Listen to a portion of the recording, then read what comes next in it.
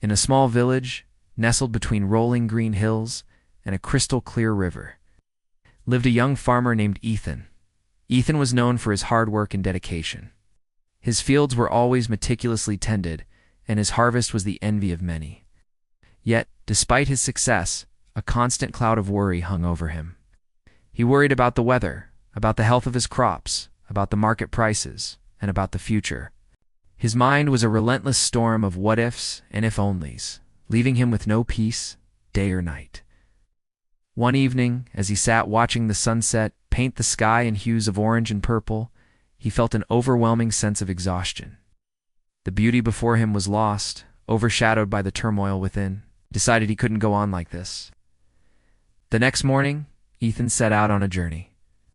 He had heard tales of a wise Zen master who lived atop a distant mountain, a man said to possess the secret to inner peace. After a long and arduous climb, Ethan finally reached a modest temple perched on the mountain's peak. There, sitting peacefully under an ancient cherry blossom tree, was the Zen master. His eyes were closed, a faint smile playing on his lips, the very picture of serenity. Ethan approached cautiously, his heart pounding with a mixture of hope and nervousness. He bowed deeply and said, "Master, I have traveled far to seek your wisdom. My mind is a constant storm of worries. I have no peace. Please, can you teach me how to find it?" The master slowly opened his eyes. They were as calm and deep as a forest lake. He looked at Ethan for a long moment, then gestured towards a small, murky pond near the temple. The pond was filled with fallen leaves, algae, and mud. It was anything but peaceful. "Your task is simple," the master said, his voice gentle yet firm. "Clean this pond. When you are finished, I will teach you the secret to peace." Ethan was puzzled. He had expected a profound teaching, a secret mantra, or a complex meditation technique, not a mundane chore. He looked at the dirty pond, then back at the master. Was this a test? Disappointed but determined, he agreed. The master handed him a bucket and a small ladle. "Do not stir the water too much," was his only instruction. And so, Ethan began his task. He waded into the cool water and started scooping out the debris, one ladleful at a time. The work was slow and tedious. Every time he tried to scoop up the mud from the bottom, the water would become cloudy and opaque, hiding everything beneath its surface. He couldn't see where the dirt was, and he grew frustrated. His old worries started to creep back in. This is pointless, he thought. How can cleaning a pond teach me about peace? I'm just wasting my time. Worrying about my crops, he worked faster, more erratically, splashing water and stirring up more mud. The pond became even murkier than when he had started. Exhausted and annoyed, he sat down on the bank, defeated. The Zen master, who had been watching from a distance, walked over and sat beside him. He didn't say a word. They sat in silence, simply watching the pond.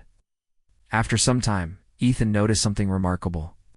As the water settled, the mud began to slowly drift back down to the bottom. The murkiness cleared, and he could once again see the leaves and stones lying on the pond floor. A sense of calm washed over him as he watched the water regain its clarity, all on its own. The master finally spoke. "You see," he said softly, "your mind is like this pond. When you are filled with worries and anxieties, you stir up the mud. The more you struggle and fight with your thoughts, the murkier your mind becomes, and you lose all clarity. You cannot see the path forward." The master continued, "Sometimes the wisest action is to do nothing, to simply be still.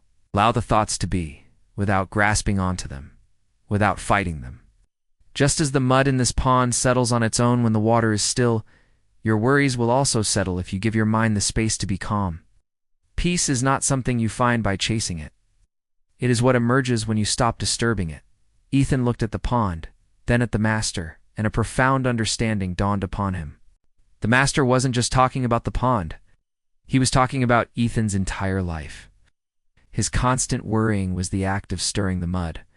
His frantic attempts to solve every possible future problem were only making his mind cloudier.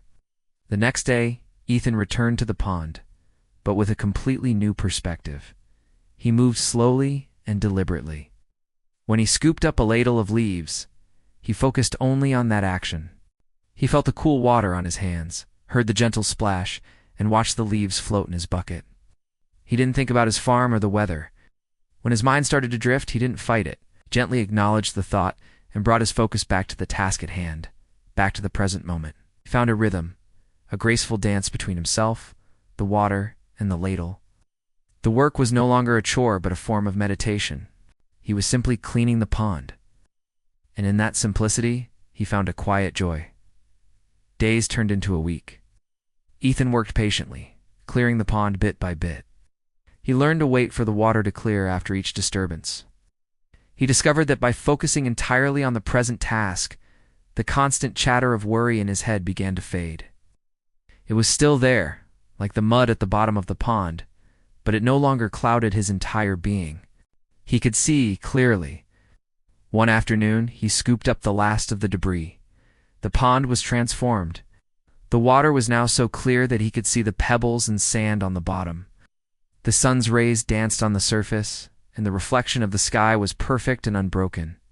It was a mirror of tranquility. He then stood up and looked at his work. A deep sense of accomplishment and peace filled him, a peace he had never known before. It wasn't the fleeting happiness of a good harvest. It was a profound, steady calm that radiated from within. He walked back to the Zen master, bowed deeply, and said, "Master, thank you. I understand now." The master smiled, that same serene smile Ethan had seen on the first day. "The pond was never the lesson," he said. "The lesson was in the cleaning. You have not just cleaned a pond, you have learned to clear your mind. The secret to peace was not with me, was always within you, waiting to be uncovered." Ethan returned to his village, a changed man. His neighbors noticed the difference immediately. The worried frown that had once been a permanent fixture on his face was gone, replaced by a calm and gentle smile. He still worked hard on his farm, but he no longer worried incessantly. When a storm threatened his crops, he did what he could to protect them, and then he let go. He focused on the task at hand, whether it was mending a fence, planting seeds, or simply eating his meal. He learned to live in the present moment, to find the sacred in the ordinary. He understood that life, like the weather, is unpredictable. There will be storms, and there will be sunshine. But his inner peace no longer depended on the external conditions. He had learned to be the calm at the center of his own storm.